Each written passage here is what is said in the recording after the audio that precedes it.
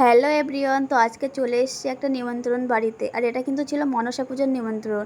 তো মনসা পুজো যে এত বড় করে হয় সেটা আমি এই প্রথমবার দেখছি। আমাদের গ্রামে তো হয় থানে। তো যাই হোক, আগে তোমরা মনসাকে দর্শন করে নাও। আর কি সুন্দর করে সাজিয়েছে দেখো। আর এখন কিন্তু 9:45 বাজে, এখন কিন্তু আরতি হচ্ছে সন্ধ্যার। তো যাই হোক, আমি আর দিদির মেয়ে কিন্তু এখানে খেতে বসেছি আমরা। তো কী কী খায় সেটা তোমার সাথে আজকে শেয়ার করব। দেখো, প্রথমে গ্লাস আর প্লেট দিয়ে গেছে, তারপরে কিন্তু দিয়ে গেছিলো খিচুড়ি।